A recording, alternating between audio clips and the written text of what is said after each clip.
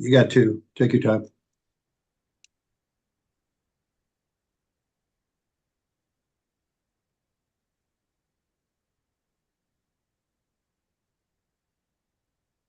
Welcome to all of our agents, investors, and friends nationwide. Today is Thursday, April 18th, 2024, and this is All the Leads Mastermind podcast number 476.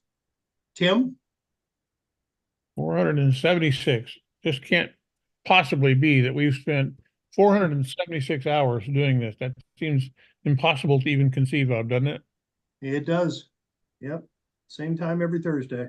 It has Yep, probably been more than 476 hours with all the times that we've gone over. that's true, actually. That's very true. Yeah, I'm sure it has been way more than that. I mean, we've gone way over lots of times. So yeah, it's probably been 500, well over 500 plus hours. They always go by so quickly. Always good. Hey, welcome to everybody. I appreciate you being here. And as usual, we've got a nice crowd trundling in. This is sort of the Billy Joel theme now. Regular crowd rustles in or shuffles in. We're going to focus on marketing a little bit today. You know, we typically kind of have a theme and it gives us a place to kind of jump off and talk about things. But as always, we're here to answer your questions. We're also here to not only take your questions, but we want to hear about good things that have happened to you and any challenges that you've had, any questions that you have. This is for you. The whole purpose of this is specifically to help meet your needs. It's a part of the service that we offer as part of the overall system that All the Leads provides. We don't just sell leads, we put a system around it and do as much of it for you as you want. And we try to enable you to do as much of it as you choose to do. And we're here to help you get that done. So having set the stage for that, the other thing I would say is that at any point that you want to be recognized, simply go to the bottom of your screen in Zoom and click on raise your hand. If you don't have that showing as one of your options at the bottom of your screen, I believe you can typically find it elsewhere on your screen. I think they put it under reactions, I think, but I see it as raise your hand. If it's not there, it may be under reactions, but you should be able to raise your hand at any point and be recognized, and that's how we want to hear from you as well.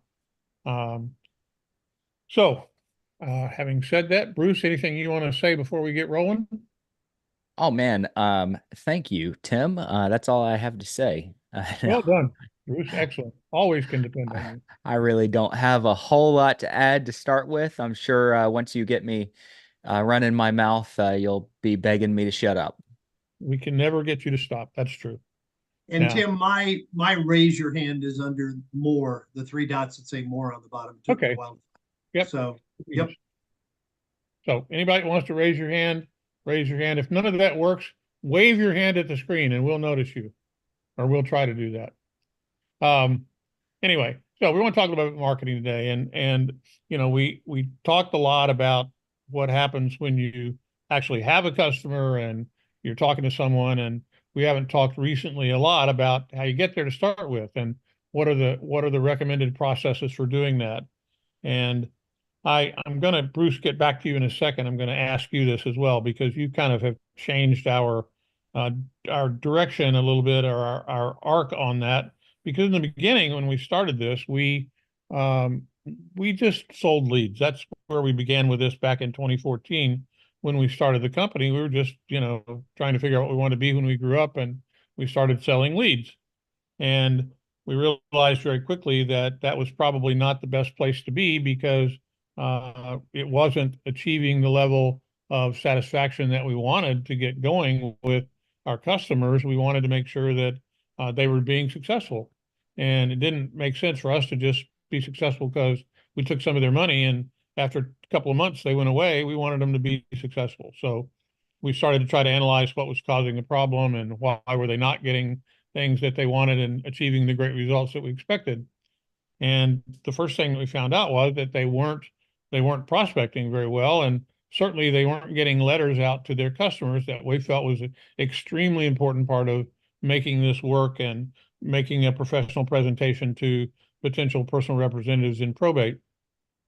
So we undertook to fix that, and we set up a division of our company to do printing.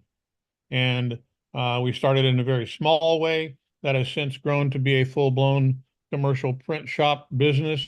We actually run a commercial printing business here in Florida, and we literally put out tens of thousands of pieces of direct mail for our customers and other customers that are not just in this business every month.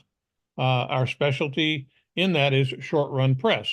We don't care how few you want to send out. We offer it as a service. So we'll do a very small run for you to automate your business, and we try to put it on an automated basis. Set it up on autopilot. That way it just gets done for you, and we do it at a very economical rate. We get a good deal with the Postal Service because of our volume. We get the best deal they offer in that arena, and we pass that on to you as best we can. And we try to operate that in such a way that we're doing it for you. We, at heart, our company in the beginning was a software company to start with. We'd been writing software since the late 1990s, and we write all our own software, run the company on our own software as well. And certainly we've been involved in web hosting also since the late 1990s and creating websites and all of that. So we created a credibility website for our customers. And at this point, well more than half of our customers have and continue to take advantage of our probate credibility websites. And it is a great tool to send someone to learn more about you and to put your best foot forward, because in this day and age, a lot of people don't want to have that first conversation until they know more about you. So we offer that as well. And we'll talk more about each one of these as we go through this.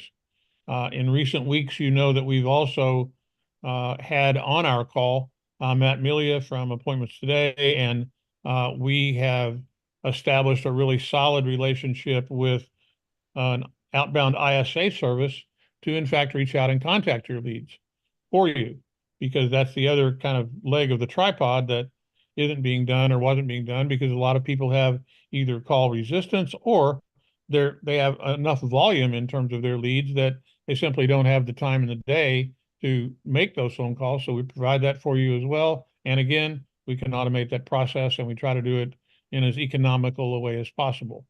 We offer a variety of other services, which are search engine optimization things, social media things, and we're going to have a special podcast coming up really soon where we're going to strictly focus on social media and the social media marketing aspects of what you're doing. So we won't talk a whole lot about that today, but if you're interested, that's certainly something that you can ask your MIS about, your marketing implementation specialist.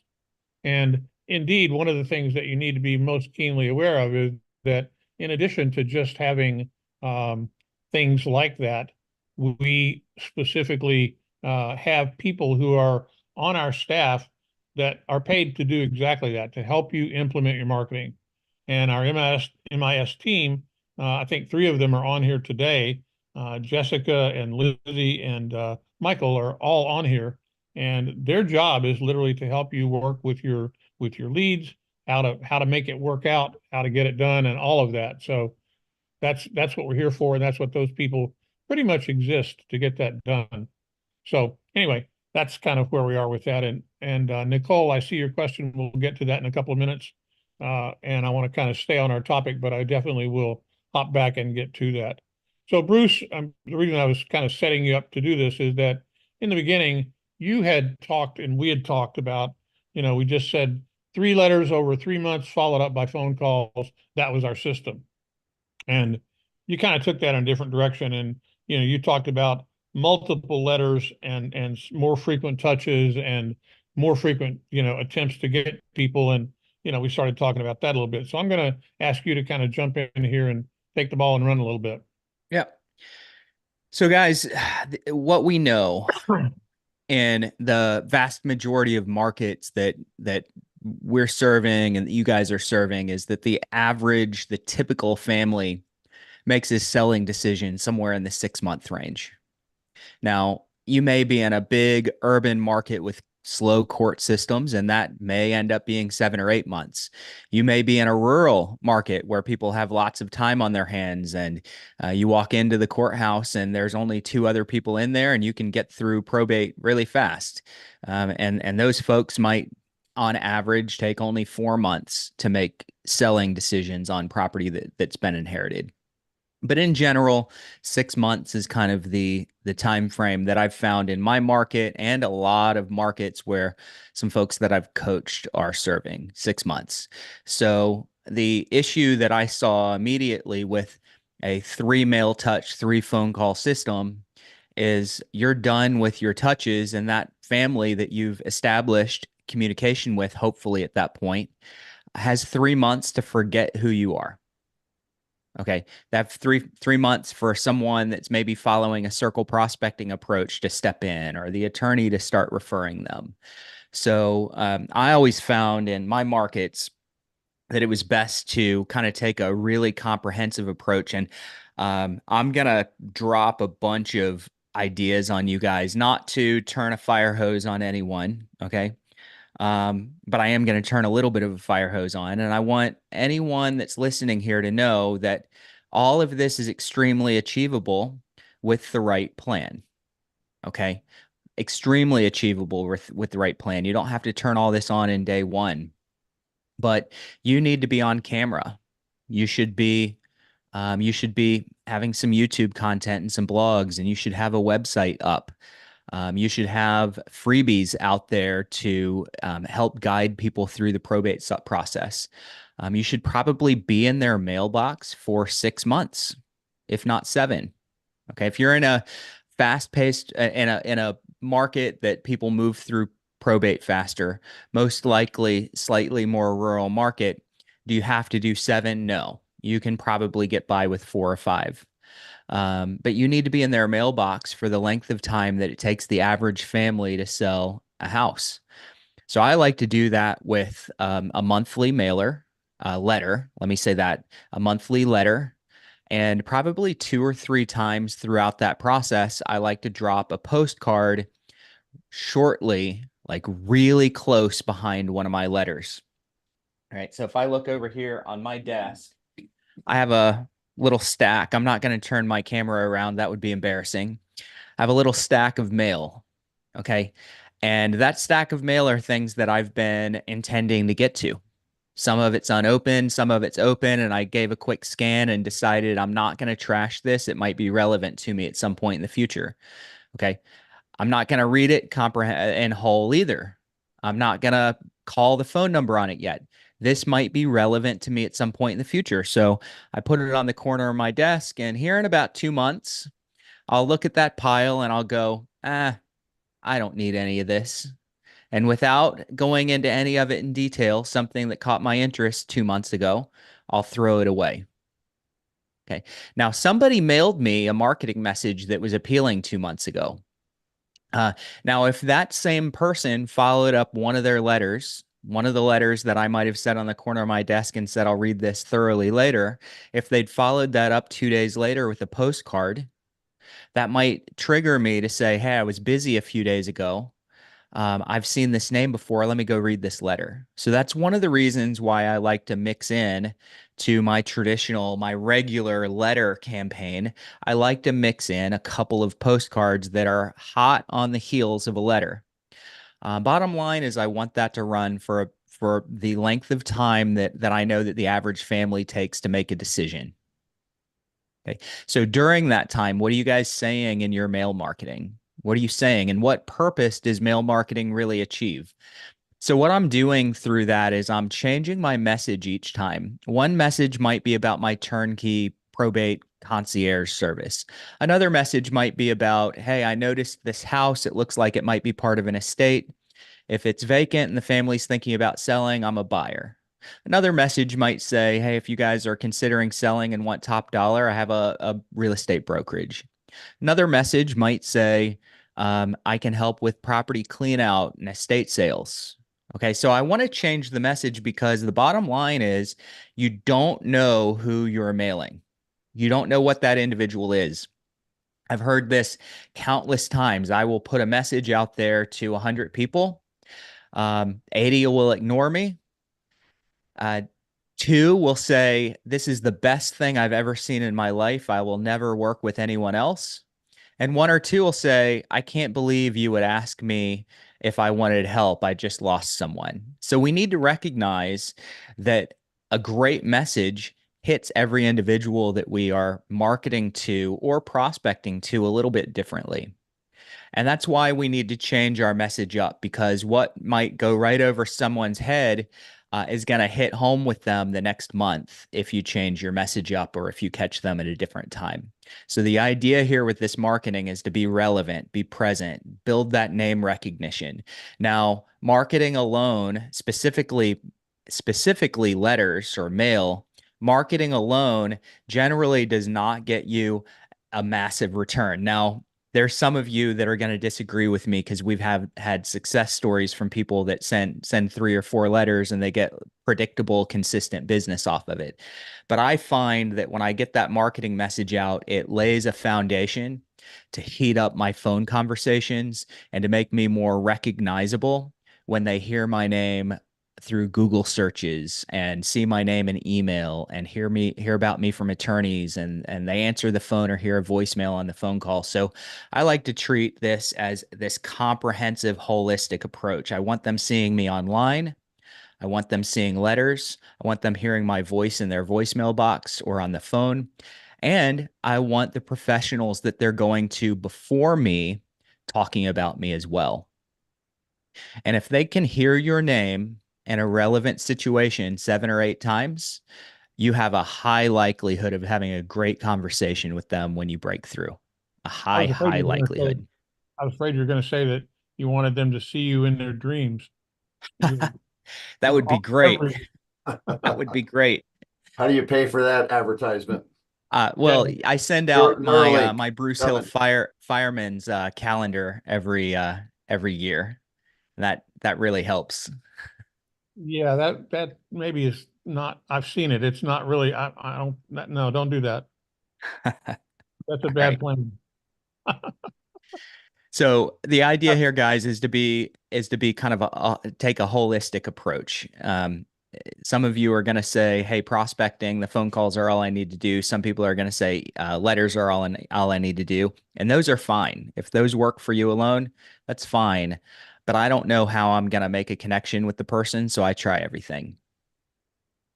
So, Roger, I see you raised your hand, bud. What do you got to say, man? I found a way to make my job a lot easier. Local franchisee for Caring Transitions. I don't know if y'all have heard about this outfit yet, but it is a franchise operation that does estate sales and has taken a big work burden off of me, but makes me the hero of the estate transition. The the local we're going through our second property right now, which was referred to me by one of my attorneys, and we it's just a hoarder house, and it's just going to be, and the guys walk in, talk to the executor of the estate, or the eldest son of 5 sons in the estate, and it's been the process for Caring Transitions is absolutely incredible. And I've loved the way they've got the contract set up for the family, and the cooperation that I've had with the local franchisee has really been working well.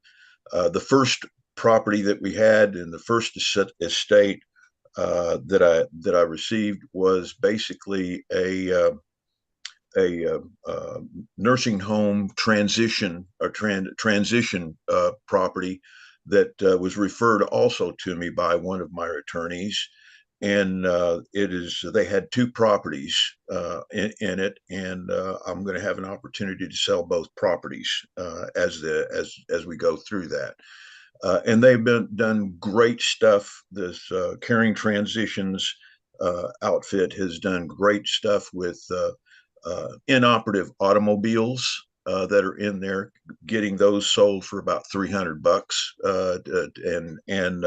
They riding lawnmowers and Kubota tractors are all included in the estate that is going to be liquidated, the first estate.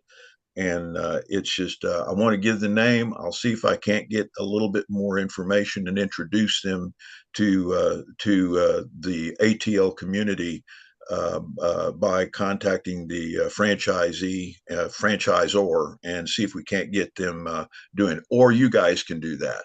Hey, Roger, that's great. Would you, if you can do that, would you put Jim Sullivan in touch with them? And because Jim is kind of handling that sort of stuff for us right now. And because he's looking for people in that arena today, that's one of the things he's focusing on. So if you'll point that at Jim, that would be perfect.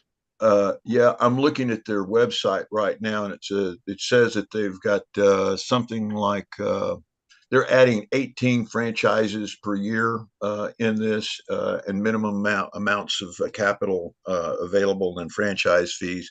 All the training is done, and it's really first time I've seen this.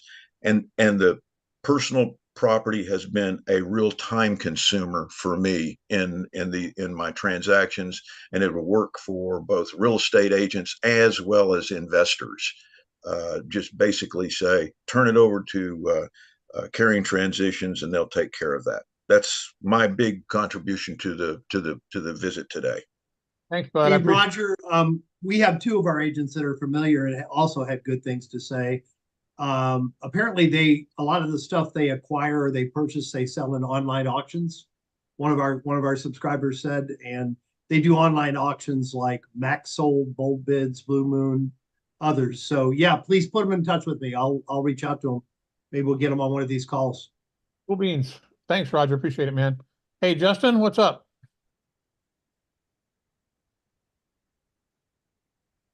You're unmuted, but we can't hear you. Go ahead. Yeah, you're unmuted, but there's no sound.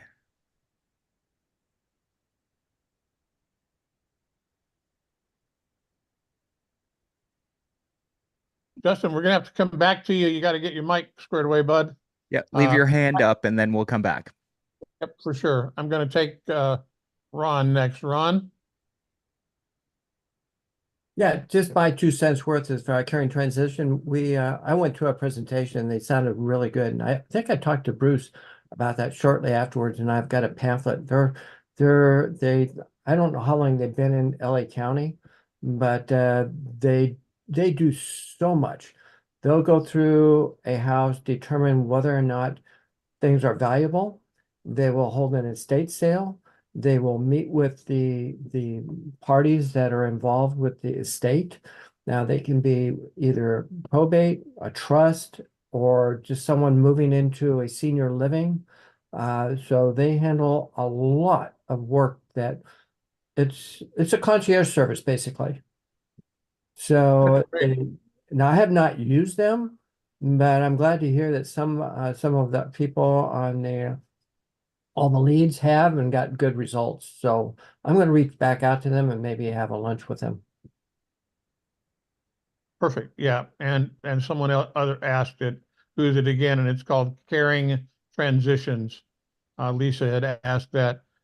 Just a quick observation or question. You know, when we first started looking at this and looking at estate sale companies, probably 3 years ago, we took a run at that, and we found that exactly kind of the problem that these folks seem to have solved is that it was a scattered service offering. A lot of them were traditional auction house people that, you know, yeah, we'll come and look at it, but we're basically going to pick through it and take anything that's going to go to the auction and maybe junk the rest of it. And they were not comprehensive, and it wasn't a concierge approach.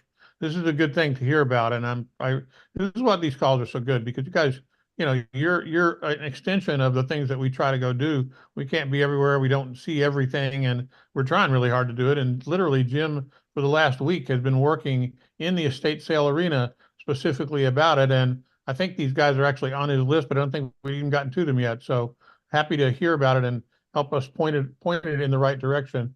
Justin, did you get your mic fixed there, bud? Hey, Tim, I just suggested to Justin, if you didn't agree to be recorded at the beginning of the call, that's often why people get blocked from unmuting. It's possible, but generally speaking, if I think you wouldn't even be able to unmute yourself, Justin. Just go to your computer sound settings and make sure that it's hooked up to your speakers or any external mics that you have. That happens to me all the time, all the Yep. time.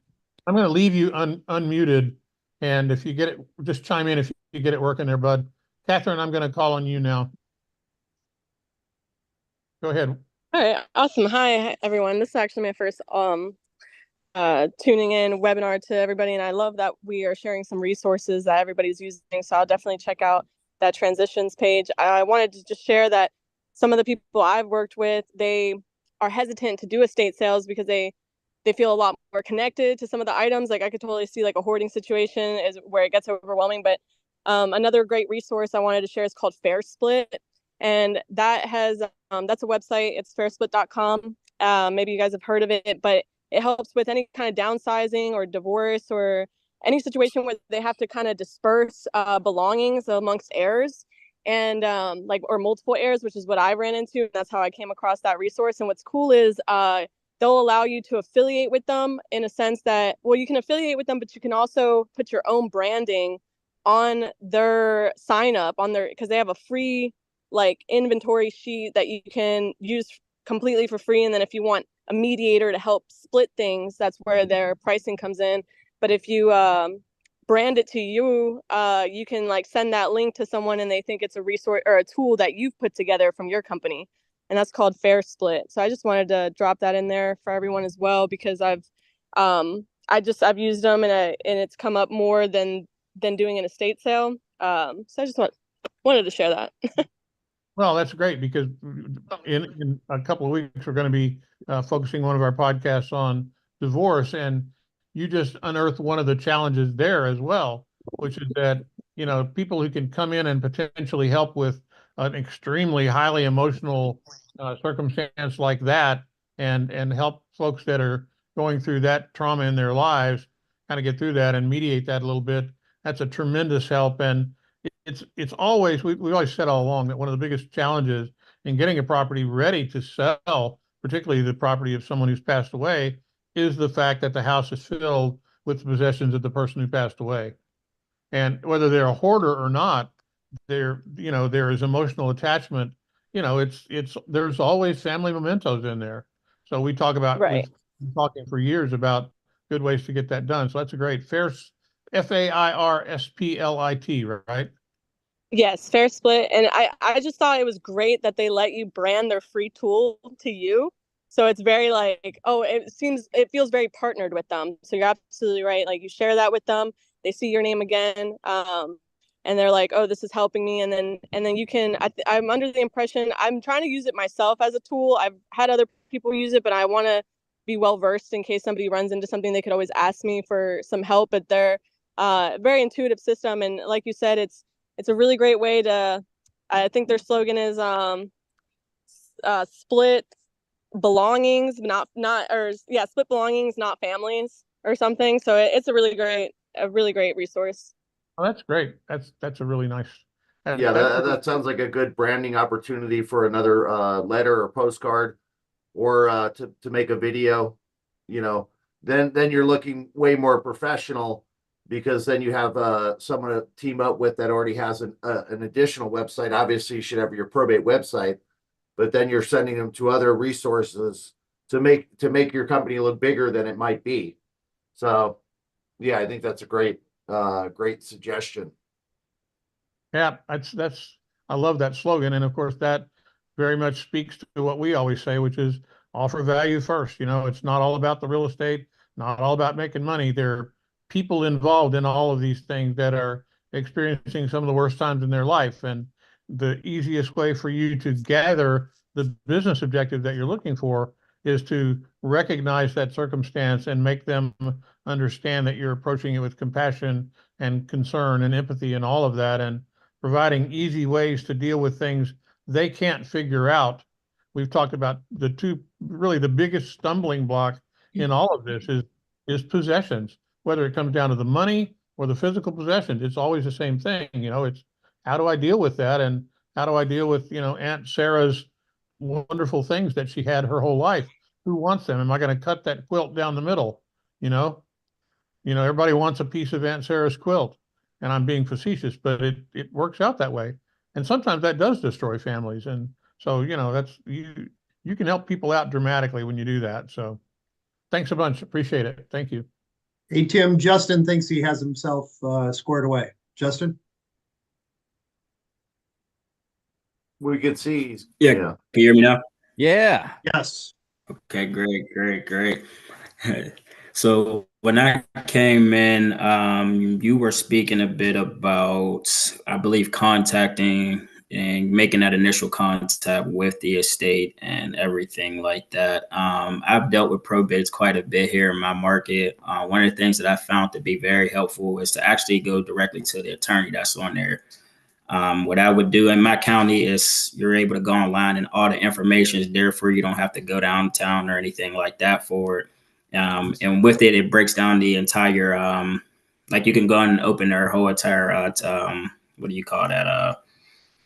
Their will. You can look at their will, see what property they owned, everything like that. And on there, of course, you can see who the attorney is. From that point, I would go straight to the attorney and have a conversation, whether it be coffee or lunch or something, sit down with them, explain what it is that I do, and if I could be of any service to any of the estates that they're working with. And a lot of times it worked out pretty well. My question from that would also be, there's been times where, you want to go directly to the executor, executrix, whoever the representative is. What do you guys suggest as far as if you're going to speak to them directly? Good. I'll take that. So I have two, technically three. I'm going to give you two separate recommendations if you're going to speak with them directly. And these are an either or, not a both. Okay. You just want to choose your approach. So approach number one would be call regarding the property. You recognized that it's possibly a part of an estate. You're looking for Mr. or Mrs. Decedent name, or if it's part of an estate, someone that might represent the house.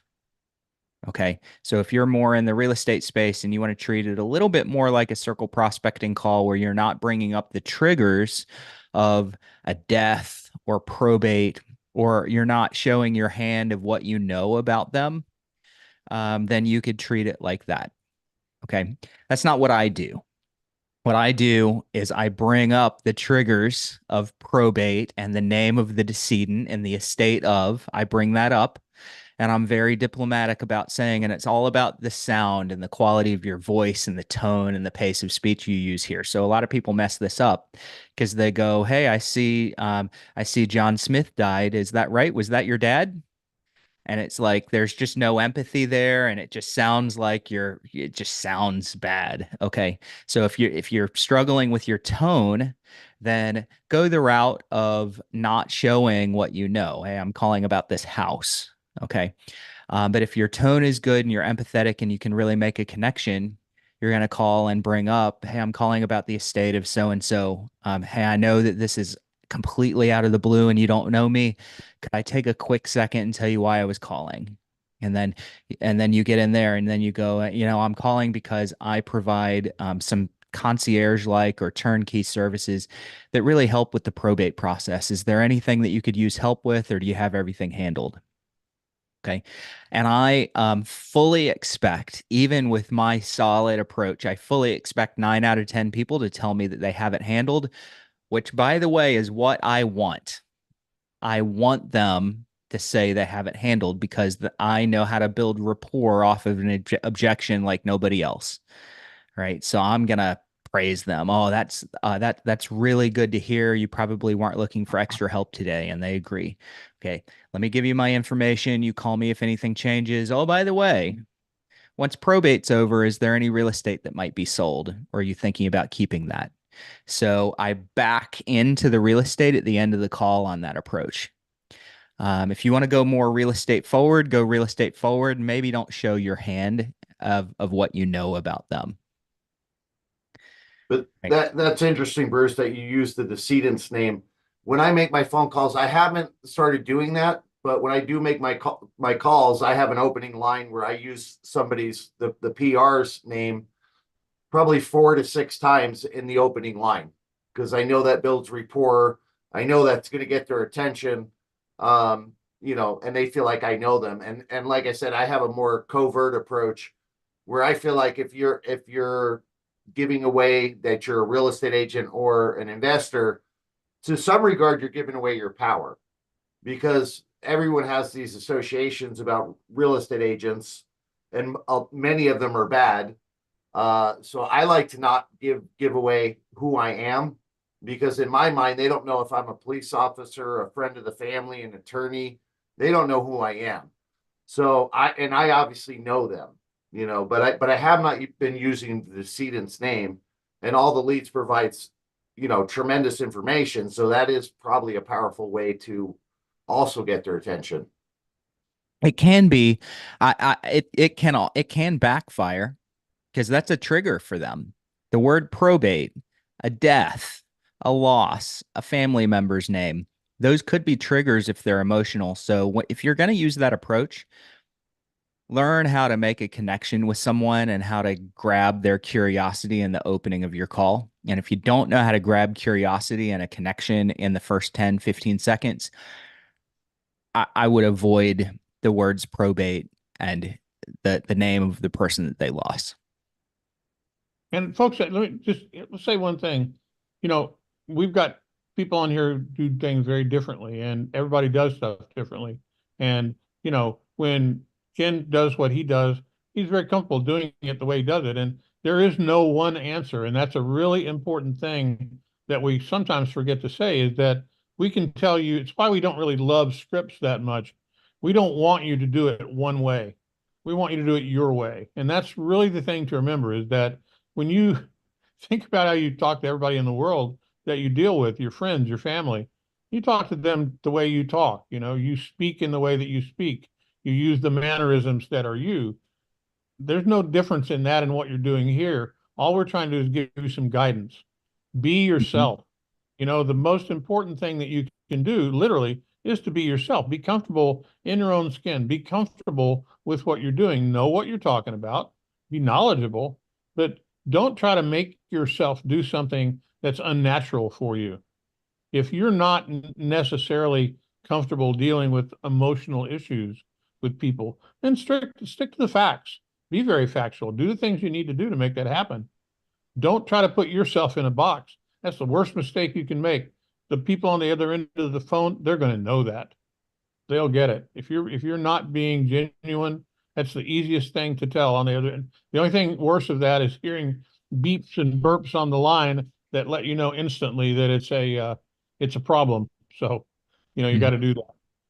But, just like Ken said, Ken has an approach that works well for him, and it's worked for him. And, Ken has a whole different angle on the way that he deals with people. He's also in a very interesting market because Ken's in Vegas. And so, he's playing for volume there. You've got a lot of people to talk to. You do what you can to filter through them. And that's a big part of it, right, Ken? Yeah. Oh, absolutely. But again, I mean, just as far as using the decedent's name, I mean, in my opening line, I do reference the property. But have been considering switching that to referencing the decedent and maybe get their attention more. Because again, I'm looking to go right into that empathy piece before I really reveal who I am anyway. So being somebody who wants to be very personal, the decedent's name would probably be way more personal than the actual property address. So I'm going to experiment with that approach, because I'm trying to go immediately into, did you lose somebody and how are you doing? And then start that conversation before I pivot to the real estate. So yeah, but again, I mean, ATL gives so much information. You could reference the attorney if you open up a conversation. That could be very powerful, because you could say, hey, I see you're working with such and such an attorney. I already know these guys, they're great. And then kind of spin it from there. But essentially when you're making a cold call, it's all about empathy and then building credibility as quickly as you can. And again, building that connection, which is why I use their first name repeatedly. Cool. Hey, Jessica, I know that you're with us here today, and Jessica is our longest serving marketing implementation specialist, and she's been doing this longer than any of us have, and she's talked to way more of you than any of us have. And Jessica, a couple of things I'll ask you to kind of kick around a little bit. First off, talk about, what you do with a customer, kind of where that process starts, how you work with them to get the letters to be their letters, to process it so that it's not, the boilerplate that we give them. We give you great content to start with, but talk a little bit about that process, about how you work with them to customize not only their letters, but maybe their websites and their whole marketing offering at that point. Yeah, perfect. Thank you. So what we do is we start with onboardings. Through the onboardings, I get to learn and speak with the customer about their goals. And then what we do is we review the marketing that's available. So we really make it easy for you as your marketing implementation specialist. We really want to make sure that we streamline everything for you. And we talk about what your goals are as far as the type of pieces that you would like to mail. Of course, we always recommend certain pieces. Like Bruce said earlier today, we have postcards, letter templates. We have over 40 letter templates to choose from. So we really kind of narrow it down and really kind of put the campaign together for you. We suggest, of course, anywhere from 3 to 6 mailings and even beyond that, because consistency really is key when reaching out to those representatives. Your first or second mailing might not really grab their attention, but as time goes on, when that service is really something that they're honing down on and that they really need, they're going to remember you because you're the one that's still mailing to them. You're the one that's still reaching out to them over the phone. With your probate website, you are adding that onto your marketing, your postcards, your flyers, your brochures, your letters. So that way you're driving traffic elsewhere in an online presence form so that they can learn more about you. They can see where your primary focus is with probate. I do get asked a lot on these calls that I have with my customers, well, I already have a real estate website. And I always say that's great. But when you are reaching out to representatives, the heirs of the property, they're really focused on their probate situation. And so their first inclination isn't going to be, let me see what listings you have on your real estate website. They want to learn about probate. They want to learn about the services that you can help them with through probate. So having that specific probate credibility website that attaches to your direct mail marketing really kind of ties everything in together. And then of course you're making those phone calls. We always recommend those follow-up calls. When you're sending out direct mail, you have a warm follow-up as well to call on. Hey, did you get the letter that I sent out to you? So kind of tying into, what Bruce and Ken say as well. You have your calls, you have your websites, you have your direct mail. They each work well on their own, but when you tie everything in together, it's kind of its own, success rate in one, portion of itself. So we definitely talk about, autopilot. We want to help auto-generate these campaigns for you so that you have more time to network, more time to make those phone calls. So there's a lot of, discussion that we have during our onboarding. We want to learn more about your business. We want to learn more about, what it is that you're focusing on, but we want to make everything very streamlined for you. Cool. That's great. Yeah. I mean, it's funny as people are holding their Coke in their hand or drinking their Folgers, they're like, I wonder if these letters work. Like, you think you're buying that Coke because it's the absolute best product? No, you're buying that Coke because you've been bombarded with advertisements. So again, if you guys want to be Coke or Pepsi in your market, I mean, letters, advertising videos, phone calls, dropping messages. I mean, this is the age of social media. This is the age where we have the ability to corner our market if we have the confidence to go ahead and proceed with that. So it's the full on assault or to capture the market. Right. And even though we are living in an era, like you said, Ken, we have a rise of social media, a rise of, digital marketing. Direct mail marketing is still proven to be a very effective method in contacting customers. And I don't want to, kind of almost on an obnoxious level, when you are seeing the same postcards, from local companies in your market area. It could be plumbing companies, it could be auto insurance companies. It's sticking with your mind. And so when you're constantly seeing those, even though it's not something you might need right then and there, 6 months down the road, you might need new auto insurance. And the one that you're going to remember is the one that you see most often. And that's probate. So, when someone's going through probate and they see something come through and they're like, I'm not really sure about it right now, but they're constantly seeing it come through and it's your branding and your information, that's what they're going to remember. Absolutely. And there Hey, will Jessica, be those, go ahead. Ken, those occasional people that get mad at you. And I instantly flip that script. They're like, you just called me 5 times in the last 5 days. I go, well, obviously, I'm a very hardworking person. Is that somebody you'd like to have work for you? Like, instantly, oh, you just sent me, 8 letters. Well, I'm a professional. And do you think if I spend all this time and money to market to you and call you, do you not think I'm going to take, extremely good care of you? I mean, do you want somebody who's makes one phone call and gives up? Like, that's not me. Like, I'm persistent and I follow through and I'm going to take care of you. So even if they get upset at you first, you just, know how to flip that. Mm-hmm. Yeah. Hey, Jessica, I'm just going to, Yeah, I'm go ahead. sorry. I No, was go going to ahead. add one comment to about the letters in the environment where we're in now, where there's so many filters, spam filters, and so many people try to block your calls. You got to find ways around it. But the nice thing with the letter, it's going to arrive. There's no mail police yet. Right. Exactly. Exactly. I just want to add that. Yeah. Yep. Absolutely. And, with mail too, and it shows that you take pride in your business. It shows that you're really caring about presenting what services that you have to offer. So when you're staying consistent with that, because you want the word of your business to be out there, I think that also shows from the customer standpoint, okay, this is someone that really cares about their business. They want people to know about their business and see how I can help you if it was my business. Mm-hmm. Yeah. So I'm going to kind of go touch on 3 points here really quickly. The first is kind of a mixture of Ken's point and Jessica's point with the branding. You guys are drinking your Folgers coffee or drinking your Coke, and it's not because Coke sent you one letter. Mm-hmm. It's because they saw you repetitively.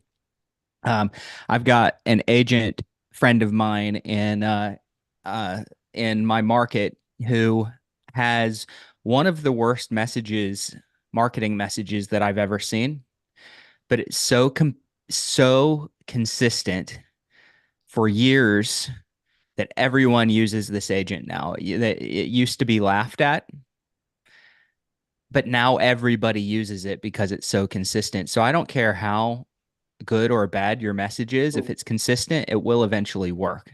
Okay. Now make your message good and it'll work faster, but it'll work even if it's bad, as long as you have consistency. And then I was going to answer Liza's, I'm not sure if it's Liza or I assume it's Liza, question. Do we want to answer a question real quick, or do I have anyone that wants to pin onto that before I answer her question? Okay. All right. So for those of you that have made lots of cold call contacts with personal representatives, what do you find they typically need the most help with? And that is such a good question, and I'm glad that you brought it up. What they need and what they want, Lisa. Okay, perfect. Sorry about that. What they need and what they want are 2 completely different things. What they need and what they know they need are 2 completely different things. What do they need? They need help with everything. They need help with the property clean out. They need help coordinating the estate sale. They need someone to come change the locks and put a no trespassing sign on the property to help prevent squatters. They need someone to cut the grass. They need a good attorney recommendation. They need you to sell the house as soon as possible. If it needs to be sold, they need it to go up fast. They need a lot of things that they are not going to ask you for. I find that pretty much every single time I make initial contact with a prospect, a personal representative, and I offer some of those services, they pretty much always say, no, we have it covered. Okay. So you need to be extremely prepared with how to handle, no, we have it covered. Now, I'm going to suggest that the way to handle that is not to try to prove to them that they're wrong. Okay. Now you can, if you're very persuasive, you can prove to them that they're wrong. I'm going to suggest that you just go with their resistance. Okay. They're wrong. Let them come around to those terms after you have rapport. So cooperate with their resistance and make them feel like you completely understand. Be on their side. Shift to talking about the future. So get them out of now, because now they don't want help. All right. Shift from talking about now to what they might need after probate is over. Okay. Do they need those same things today? Yeah, they need those same things today, but they're not ready to take those because they don't know you. They're overwhelmed. They have other things on their mind and they have misconceptions about their process. So once you have rapport, then you can start guiding them into some of the other things that you can take off their plate and some of the other things that they really need. But wait until you have trust and rapport with the person that you're talking to. All right. Cool. Very good. Hey, before we go any further, and David, we'll get to you in a second. See your hands up there. So we've been talking about, the things that we're doing in terms of marketing. And as usual, we try and give you a little bit of a boost to get that done. Melissa, if you'll pop up on the screen, we're going to offer a little special here. We try to do things occasionally on these calls. We absolutely don't make them where we're doing pitch fests all the time and try and hustle you into buying things. But we do want you to take some action here. And so we've been talking a good bit about things that you can do, and we're going to offer some quick specials here through the end of the month on marketing specifically. $25 towards any new mail campaign that you put together with your MIS. Just contact them, reach out to them at any point, and they'll be glad to talk with you about doing it. We give you $25 credit on that for anything under $200 and $50 on anything over $200. And that applies directly to the cost of that marketing program. Also, we'll take $50 off any credibility website that you want to go do. We always try and, we know that if we get you into the good habits that are there and you put it on autopilot, it'll rock and roll and do the things that you want to go do. And it's like anything else, repetition sells. That was one of the points that we were making here. And I'll just camp on Jessica's point. In the county that we're in, we have a company called Hippo Roofing. And their motto always shows a hippopotamus doing a roof and how tough the hippopotamus's skin is. And they put out, their marketing budget for their stuff is incredible.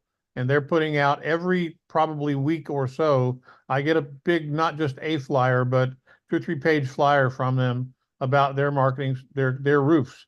If you call them, they're the most expensive roofing company in our county. And guess what? They're getting a lot of business because of exactly what it is. Coca-Cola is not the cheapest soda that's in the marketplace. As a matter of fact, it's on the opposite end of that spectrum. They're seldom discounting other than to match price. And you can buy, Coca-Cola or cola and diet soda and stuff to match the branding from Walmart and Sam's Club and Target. Everybody's got a house brand. All the markets are there, but they still sell tons of that because people drink Coca-Cola. So it is that sort of repetition that works. And so take advantage of our specials that we offer. When we offer these things, the people that are being successful jump right on them and get them done. And sometimes they wait us out a little bit. They're like, well, when are you going to have another special to get that done? I want to get another program started. So you have no more excuses. Let's get rocking and rolling with that.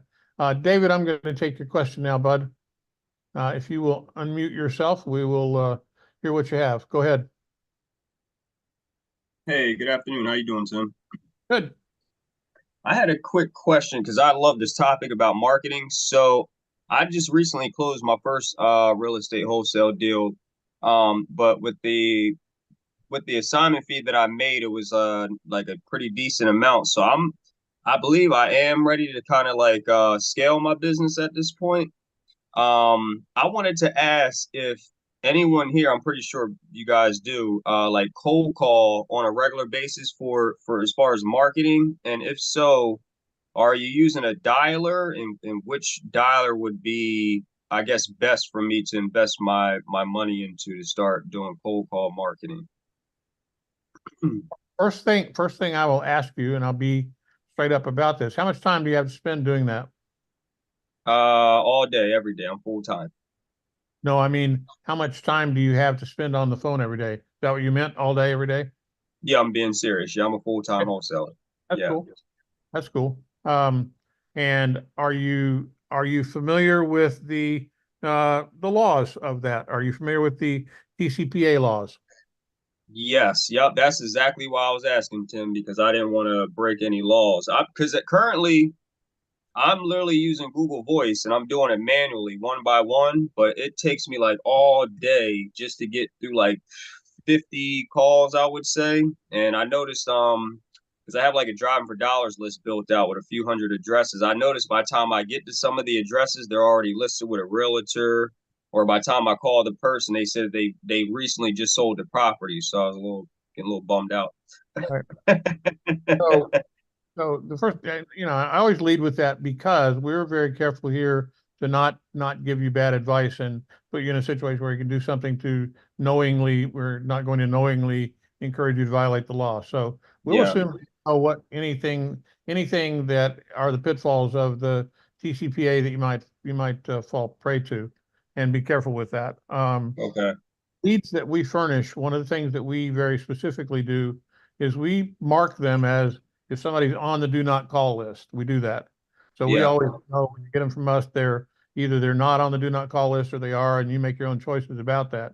The other Yeah. thing to be aware of before you go into picking what dialer you want to use and all the rest of it, the biggest problem that you have in terms of people picking up the phone in today's marketplace is that your phone number gets flagged for spam. And all of the big companies will filter it out. So if you are if you're doing robocalls, if you're literally doing multi-line dialer and doing that, and you are not using one that will do some switching and change that number out for you and really get it done right, if you're going to build a business around that, you need to talk with the people that are providing it for you and get them to tell you, how are you making sure that the number that I'm using isn't getting instantly filtered out for spam. Another thing that you got to do is you want to hear some test calls. And as the calls come in, you want to make sure there's not a lot of hesitation between the time the person potentially picks the phone up and that you're aware of it and you can pick the other end of the phone up so that you can have a conversation with them. So Okay. the biggest problem that you get today, and it's going away because a lot of people are doing the same thing I'm about to tell you about, on the multi-line dialers, is that there are two different ones that are out there that I know of, and I'm not going to call them by name because it's not fair to do that, but two of them that are out there that do this very thing is that you're on the phone, you're listening. If you're the other end, I pick the phone up, I've got it to my ear, and I say hello, and what I hear on the other end of the line is beep. And at that point, I know somebody's multi-line dialed me, and I hang up before they ever get back to the call. Oh, okay. Yeah, I totally understand. That makes sense, Tim. Yeah. Get some test calls from the people that are out there to do that. And you're going to get from everybody that, does this, everybody's got an opinion about, what's the best system to use and all of that. And some of it's budget focused. A lot of people use Mojo, and a couple of people already said that. Mojo is a very popular dialer. Yeah. I think talk to them about that specific issue. And I think there's probably another dozen of them out there that offer comparable services. So I'd go in Google and just type into Google, say top 10 automated dialing systems and see what you get. Okay. I've got to say something real quick about dialers. Mojo, love Mojo. Several others that I absolutely love. I will tell you, if your lead lists come over with more than one phone number per lead, it's a bear to map your leads into a dialer. It's a bear. Okay. So if your lead list comes over and it has one single phone number per lead, it's pretty easy. But like all the leads 3 to 5 phone numbers on a lead, it's really hard. And then you don't know when you're in your power dialer, you don't know what name that phone number belongs to, because that phone number might belong to just the lead name, and you don't know who's about to pick the phone up. So I tend to shy away from power dialers with lead lists that have a lot of phone numbers per lead. I want to add one other thing. Can I play devil's advocate? Yeah, let me just add before you do that. Let me add one other thing real quick, and that is that we have built dialing functionality into our CRM that we just introduced about a month ago.